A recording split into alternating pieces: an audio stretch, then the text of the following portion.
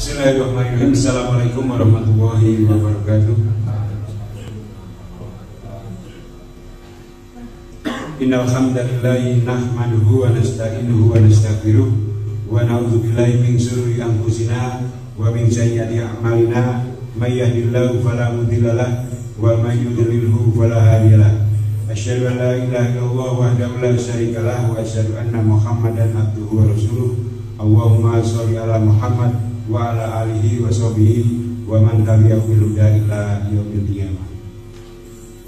Jamaah kuliah subuh Masjid Al-Manar yang semoga dimuliakan Allah. Pertama-tama kita senantiasa memuji Allah Subhanahu wa taala atas berbagai karunia-Nya yang diberikan kepada kita. Kita bersyukur kepadanya, kita berlindung kepadanya, kita minta pertolongan kepadanya, kita juga minta ampunan kepadanya. Kita bersaksi bahwa sesungguhnya tidak ada ilah Tuhan yang wajib disembah kecuali hanya Allah Subhanahu wa taala, dan juga kita bersaksi bahwa Muhammad SAW adalah nabi dan utusannya. Kita berselawat kepadanya, semoga selawat diberikan kepadanya, kepada keluarganya, kepada para sahabat dan pengikutnya sampai hari kiamat. Allah berfirman, ya ayyuhalladzina amanu taqullaha haqqa tuqatih wa la tamutunna illa wa antum muslimun. Wahai orang-orang yang beriman, bertakwalah kepada Allah dengan sebenar-benarnya takwa, dan janganlah kalian meninggal kecuali dalam keadaan Islam. Dalam ayat yang lain Allah juga berfirman, ya ayyuhan nasu taqu rabbakumul ladzi khalaqakum min nafsin wahidah wa khalaqa minha zawjaha wa bassa minhuma rijalan katsiran wa nisaa wa taqullaha alladzi tasaaluna bihi wal arham innallaha kana 'alaikum raqiba. Wahai sekalian manusia, bertakwalah kalian kepada Allah yang Allah telah menciptakan kamu dari seorang diri yang satu, dan kemudian Dia menciptakan pasangannya, dan dari keduanya Dia mengembangbiakkan banyak laki-laki dan perempuan, dan bertakwalah kepadanya yang dengan namanya kamu saling meminta satu sama lain, dan jagalah silaturahmi. Semoga Allah selalu menjaga dan mengawasi kita semua. Ya ayyuhalladzina amanu taqullaha wa qulu qawlan sadida yuslih lakum a'malakum wa yaghfir lakum dzunubakum wa may yuti'illaha wa rasulahu faqad faza fawzan. Orang-orang yang beriman, bertakwalah kalian pada Allah dan katakanlah perkataan yang benar. Niscaya Allah akan memperbaiki bagimu amalan-amalan kamu dan mengampuni bagimu dosa-dosa kamu. Dan barang siapa yang mentaati Allah dan Rasulnya, maka sesungguhnya ia telah mendapat kemenangan yang besar. Jamaah pengajian kuliah subuh Masjid Al-Manar yang semoga dimuliakan Allah. Alhamdulillah kita bersyukur kepadanya, di mana pada pagi hari ini kita masih diberikan kesempatan untuk bertemu kembali dalam kajian kitab Riyadhus Shalihin, kitab yang merupakan karya yang fundamental, yang sangat masyhur ya, yang kemudian ditulis oleh Imam An-Nawawi, dan sampai kita pada pembahasan tentang sabar. Sabar ini merupakan kata yang sudah sangat biasa kita dengar ya, sabar ya, kita saling berwasiat pada diri kita atau juga orang-orang di sekeliling kita untuk senantiasa bersabar dalam menghadapi segala sesuatu. Bersabarlah ya, itu biasa kalimat-kalimat yang biasa muncul. Kita masih berada pada bab yang ketiga ini, yaitu tentang sabar ini, di mana sabar itu merupakan sikap yang seharusnya dimiliki oleh orang-orang yang beriman. Karena memang kehidupan di dunia ini tidak selalu sama kejadiannya dengan apa yang kita ingini. Kita inginnya sesuatu yang seperti yang kita kehendaki, tetapi kejadiannya belum seperti yang kita kehendaki. Oleh karena itu sikap sabar merupakan satu hal yang harus dimiliki oleh seorang yang beriman, baik terhadap ketika kita melaksanakan perintahnya, ketika kita menjauhi larangannya, atau kita menerima keadaan yang ada pada diri kita, maka kita harus bersabar. Pada akhir ayat yang kemarin kita bahas ya, ketika kita membahas surat Al-Baqarah ayat 155, bahwa Allah benar-benar akan menguji manusia itu dengan segala sesuatu kekurangan, ya, baik kekurangan dalam hal kelaparan, ketakutan, kekurangan harta, jiwa, buah-buahan dan sebagainya. Tetapi bagi orang-orang yang bersabar itu diberikan diberikan kabar gembira. Wa basyiris shabirin, maka beritakanlah kabar gembira pada orang-orang yang sabar. Artinya dengan sikap sabar itu kita akan mendapatkan kemenangan. Karena ketika kita tidak sabar, maka yang terjadi justru hal yang tidak baik. Misalnya kita mendengar, ya, kekurangan jiwa. Ada salah satu dari orang terdekat kita, entah teman kita atau saudara kita, meninggal dunia. Toh kemudian kita tidak sabar, kita melakukan hal-hal yang tidak sepantasnya dilakukan. Kita menangis, kita memukul-mukul badan, atau membanting-banting benda yang ada di sekelilingnya, atau perbuatan-perbuatan yang lain. Toh kemudian dengan sikap yang tidak sabar itu tidak akan menghidupkan kembali yang sudah diwafatkan oleh Allah Subhanahu wa Ta'ala. Tetapi dengan sabar, maka pikiran menjadi bersih, pikiran menjadi jernih, dan kemudian justru kita bisa berbuat yang lebih baik. Ya, entah dalam pengelolaan jenazah, entah dalam pengelolaan jiwa, entah dengan pengelolaan hal-hal yang berkaitan dengan kematian, itu kemudian ketika kita bersikap sabar, insya Allah kelebihan akan didapatkan, ya, kemenangan, kemudahan dan sebagainya. Itulah pentingnya sikap sabar. Oleh karena itu pada ayat yang berikutnya yang ada di dalam kitab Riyadhus Shalihin yang ditulis oleh Imam An-Nawawi, beliau menukilkan ayat pada surat Az-Zumar ayat yang ke-10, ya. Bisa kita buka yang membaca Al-Quran, baik punya aplikasi atau dengan Quran yang kitab yang tercetak, bisa dibuka surat Az-Zumar ayat yang ke-10.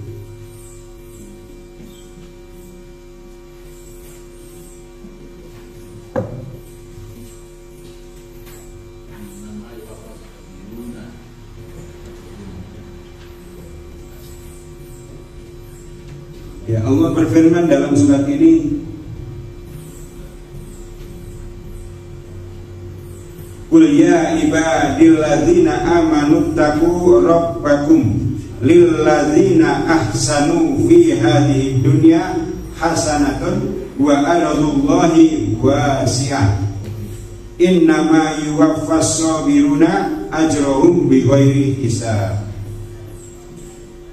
Qul, katakanlah, ya ibadilladzina amanu, wahai hamba-hambaku yang beriman, ittaqu rabbakum, maka bertakwalah kalian kepada Allah.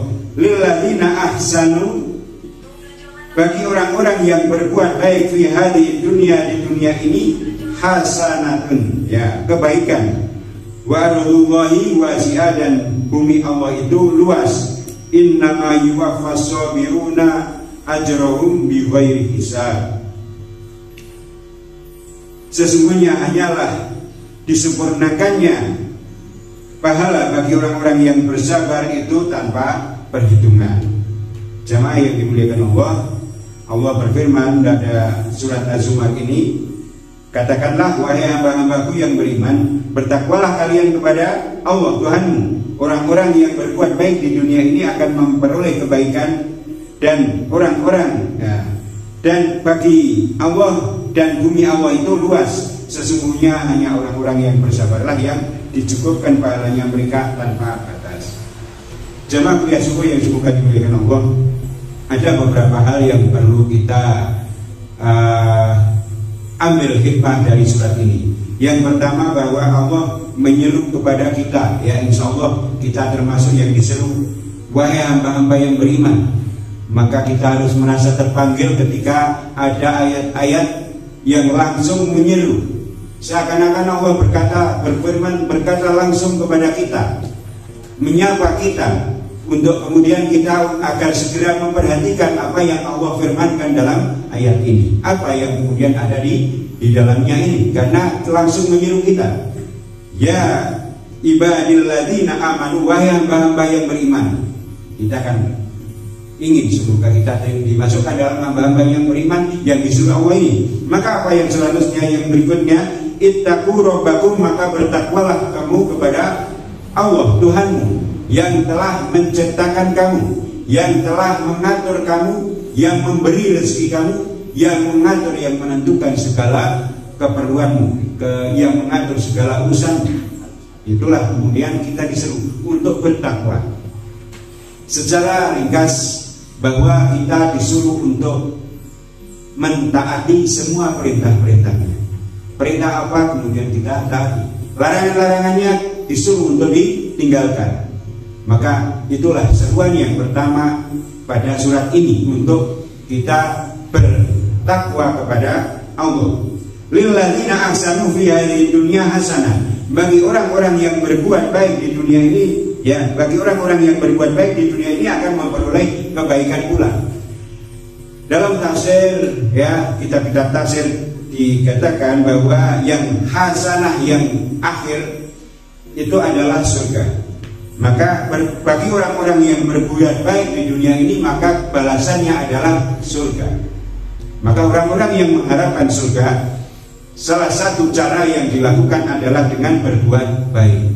Secara umum kita mengetahui bahwa perbuatan baik itu adalah perbuatan yang menyebabkan keridhaan Allah Subhanahu wa ta'ala, kemudian tidak menyusahkan orang, tidak merugikan orang. Itulah perbuatan baik. Wal ardullahi wasi'ah, dan bumi Allah itu luas. Ayat ini mengatakan bahwa bumi Allah itu luas. Artinya ada sebuah isyarat apabila di dalam suatu tempat kita tidak bisa berbuat baik, ya, maka ada isyarat untuk berhijrah, karena bumi Allah itu luas. Jangan hanya berkutat di Paraan saja. Kalau kamu hidup di Paraan itu tidak menjadikan kamu menjadi lebih takwa, ya. Jadi ketika Allah menyuruh untuk bertakwa kepada Allah, artinya pelaksanaan syariat, menjalankan perintahnya, menjauhi larangannya, itu harus dilakukan oleh manusia.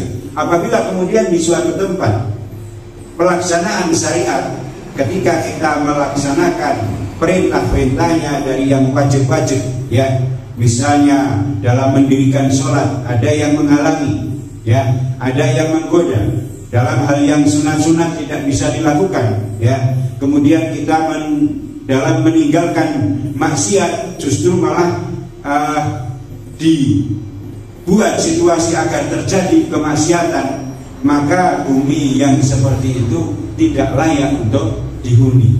Maka ketika Allah berfirman wa ardullahi wasi'ah, dan bumi Allah itu luas, itu adalah isyarat bahwa jangan, ya, mempertahankan bumi yang seperti itu. Pindahlah ke bumi yang lain, karena bumi Allah itu luas. Pindahlah ke daerah yang lain, yang dimana di daerah tersebut dapat menjadikan kita lebih taat kepada Allah, baik dalam menjalankan perintahnya ataupun juga menghindari, meninggalkan larangannya. Ini seperti yang terjadi ketika awal-awal diutusnya Rasulullah Shallallahu Alaihi Wasallam di bumi Makkah. Waktu itu pelaksanaan syariat itu masih belum kondusif, belum leluasa. Manusia, orang-orang yang beriman menjalankan perintahnya, menjauhi larangannya. Bahkan ada halangan-halangan ketika ada usaha-usaha untuk dakwah, untuk menjalankan perintahnya. Kemudian di sana juga terjadi kemaksiatan. Maka bumi Allah yang luas ini kemudian isyarat untuk berhijrah, dan Rasulullah SAW beserta para sahabatnya melakukan hijrah, dan di Madinah itu lebih kondusif dalam menjalankan syariat-syariatnya. Demikian juga kita dalam berbagai tempat, ketika kita tidak bisa melaksanakan syariat, maka ada anjuran, ya, ada anjuran untuk berhijrah. ada anjuran untuk berhijrah, baik itu berupa tempat tinggal ataupun kemudian tempat bekerja, ya, atau juga kemudian tempat berkumpul dengan orang-orang. Ketika tempat bekerja, ya, tempat tinggal atau tempat biasa kita berkumpul dengan orang-orang tidak menunjukkan kemudahan, tidak memberikan kesempatan untuk terlaksananya perintah-perintah Allah, ya, dan juga dalam meninggalkan larangan-larangannya, maka istilah atau anjuran berhijrah ini diisyaratkan dalam ayat ini, wa aradullahi wasi'ah, dan bumi Allah itu luas, ya. Kemudian kita sampai pada inti dari yang ditulis Imam Nawawi pada akhir ayat ini, yaitu innama yuwaffas sabiruna ajrahum bighairi hisab, dan sesungguhnya disempurnakan, ya, pahala bagi orang-orang yang beriman itu dengan tanpa perhitungan. Jadi orang-orang yang sabar itu pahalanya tidak 1:1, ya, tetapi 1 tak terbatas. Bagi orang-orang yang bersabar, pahalanya itu tanpa hitungan. Ya, ketika kita mendengar istilah tanpa hitungan, itu artinya makbrur, begitu. Ya, makbrur itu bahasa yang biasa kita kenal di lingkungan kita, ya. Tanpa perhitungan, ya, kita memberikan uang tanpa perhitungan, itu artinya ya berapapun diberi, ya. Demikian juga ketika Allah memberikan kabar pahala, disempurnakannya pahala bagi orang-orang yang sabar itu tanpa perhitungan, artinya sabar itu pahalanya sangat besar, bahkan tidak terhitung. Ya, disempurnakannya tentu saja ada tempat yang lebih sesuai, yaitu di surga kelak insya Allah. Dengan kesabaran itu pahalanya akan tanpa hitungan. Jemaah yang dimuliakan Allah, maka pada ayat selanjutnya Imam An-Nawawi menukilkan potongan ayat pada surat Al-Asyura ayat yang ke-43. Kita bisa membuka surat yang ke-40-an, ya. Asyura itu 40 berapa itu? Apa yang ke-43, ya. Walaman sabara wa ghafara inna dzalika lamin azmil umur, ya.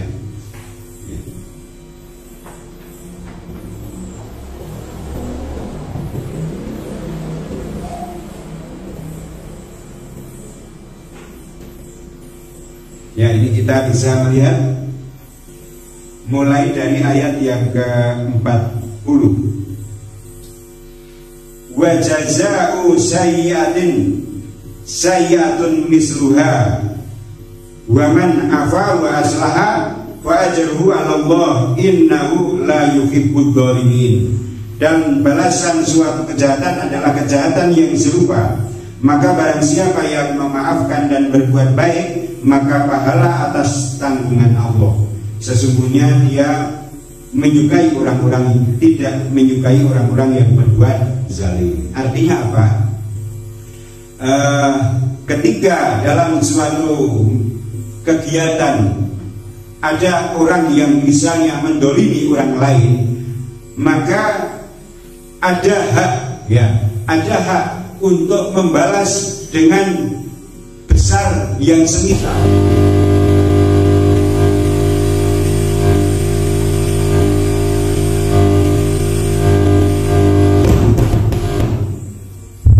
Ya, jadi apabila ada orang-orang yang berbuat zalim terhadap manusia, maka manusia yang dizalimi memiliki hak untuk membalas semisal dengan kezaliman yang telah diperbuat itu. Ya. Artinya kemudian dosanya ditanggung oleh yang pertama berbuat zalim. Jadi orang yang membela diri itu pada dasarnya dia tidak bersalah, tidak berdosa. Apabila kemudian bentuk pembelaannya itu tidak melebihi dari hal yang seharusnya.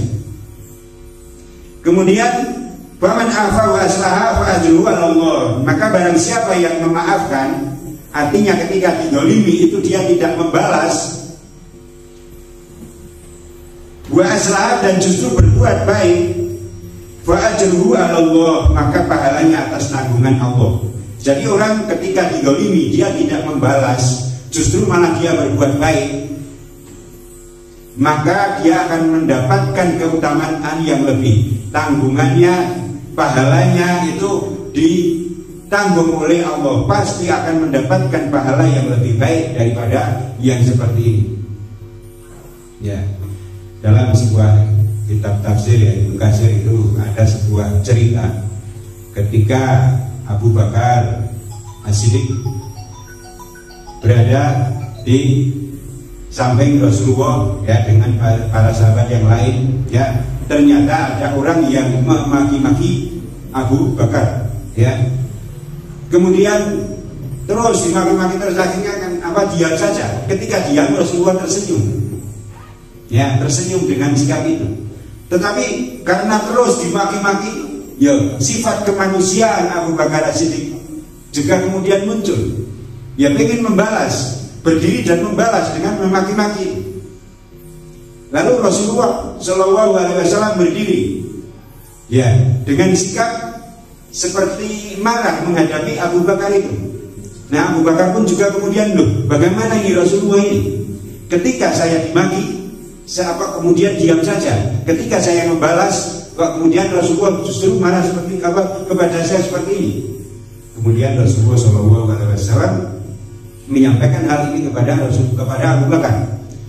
Ketahuilah bahwa ketika kamu dimarahi, dimaki-maki dan kamu diam, ya itu malaikat hadir, ya malaikat berada di sampingmu dan memaki-maki, membalas makian-makiannya itu kepada orang yang memaki-maki. Artinya sudah dibalas oleh malaikat, ya malaikat bersama dengan Abu Bakar itu, ya maka kemudian Rasulullah tersenyum.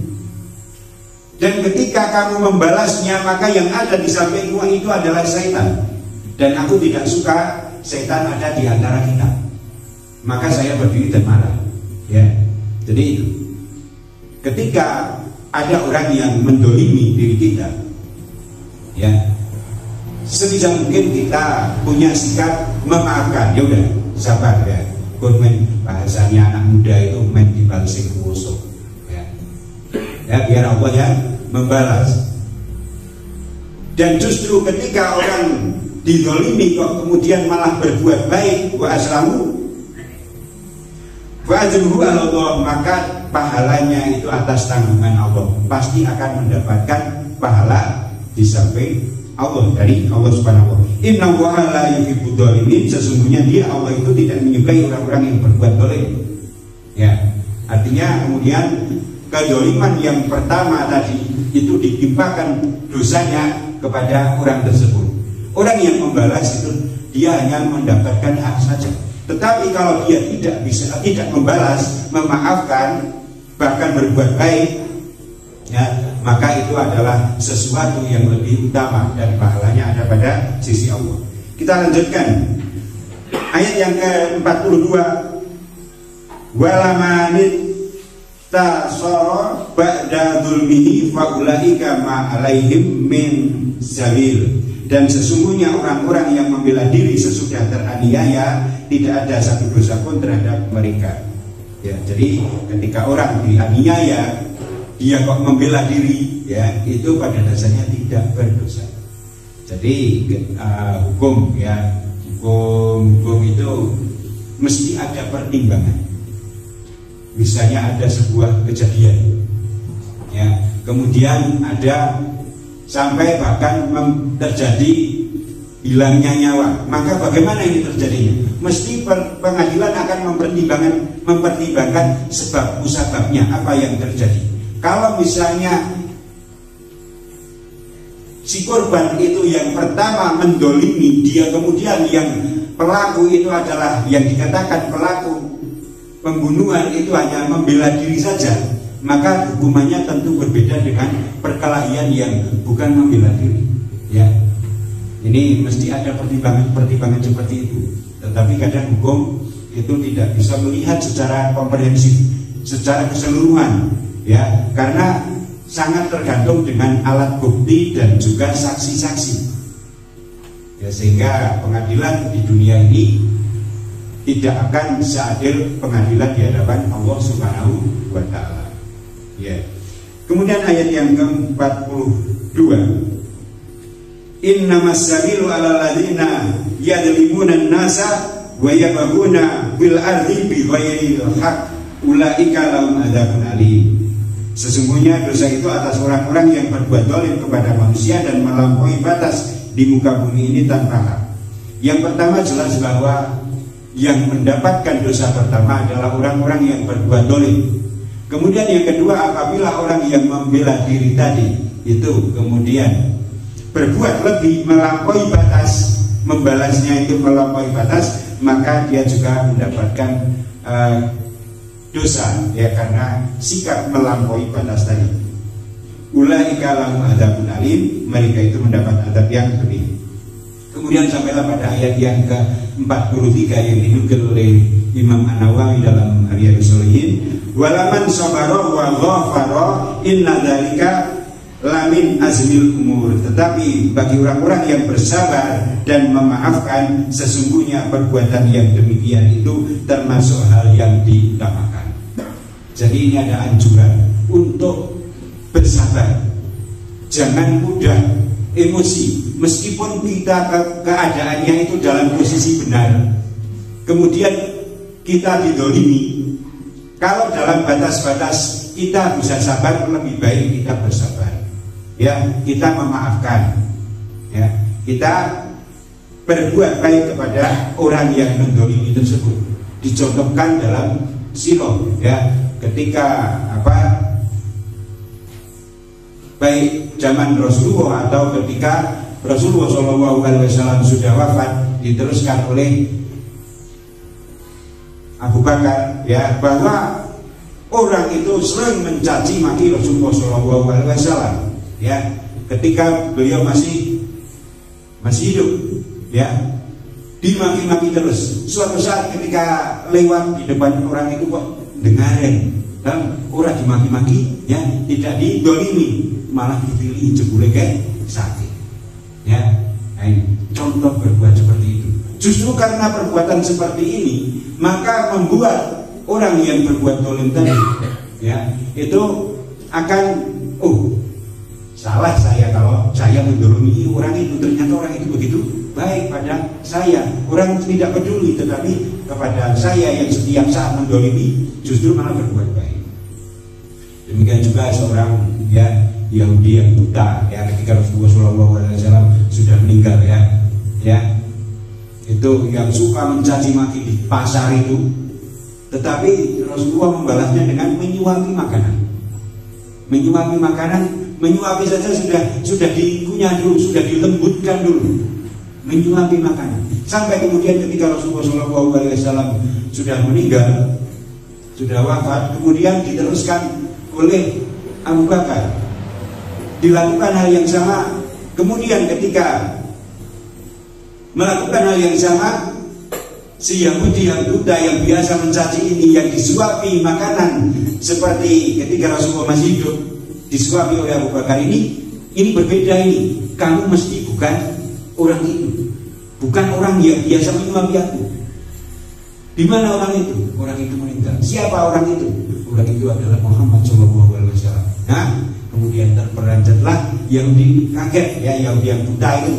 Setiap hari saya mengomel, ya, mencaci beliau, ya, tapi justru beliau membalas dengan menyuapi makanan.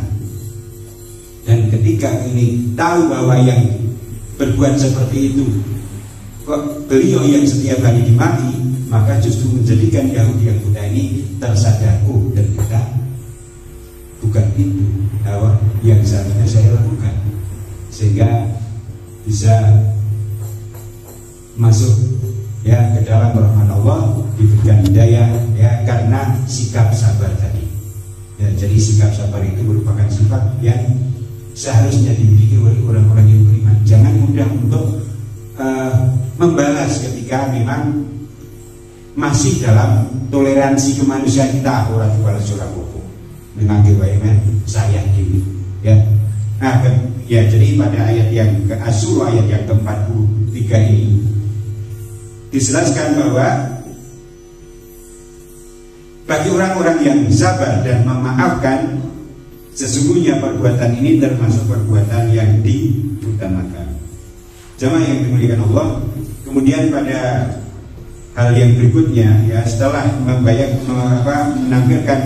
menukilkan surat Asy-Syura ayat 43, beliau menukilkan kembali surat Al-Baqarah ayat yang ke-153 yang kemarin kita bahas, yaitu ista'inu bis-sabri was-shalah innallaha ma'as-sabirin. Ya, minta tolonglah kalian kepada Allah dengan sabar dan sholat, sesungguhnya Allah beserta orang-orang yang sabar. Artinya dengan sabar ini kita bisa minta tolong sebagai senjata, kita minta tolong kepada Allah. Kita ketika banyak masalah, ya, memiliki masalah, maka sudah seharusnya kita mencari pertolongan, dan pertolongan yang paling tinggi adalah pertolongan Allah, dan itu bisa diunduh dengan dua jalan, yaitu sabar dan sholat. Wasta'inu bis-sabri was-shalah. Maka ketika kita menghadapi masalah, sudah sepantasnya bagi orang yang beriman jangan keburu-buru, sabar, ojo kesusu berbuat sesuatu, ya, sabar dulu, pikirkan langkah-langkah yang tepat yang bagaimana, ya. Kalau sudah seperti itu akan lebih komplit. Kemudian kita sholat, minta tolong pada Allah. Sholat apapun, sholat 2 rakaat, ya, boleh misalnya kemudian sholat wudhu, syukur wudhu, atau kemudian sholat tahiyat al-masjid, minta tolong pada Allah. Atau bahkan sholat mutlak, sholat apapun 2 rakaat asal tidak pada waktu-waktu yang dilarang, ya, kita langsung sholat. Tujuannya apa? Kita mau minta tolong terhadap masalah yang kita hadapi. Ya, jadi bisa kita minta tolong pada Allah dengan sabar, sikap sabar, dan juga sholat. Kemudian terakhir pada pembukaan bab sabar ini, Imam An-Nawawi menukilkan satu surat lagi, yaitu surat Muhammad ayat yang ke-31. Ya, kita bisa membuka surat Muhammad ayat yang ke-31.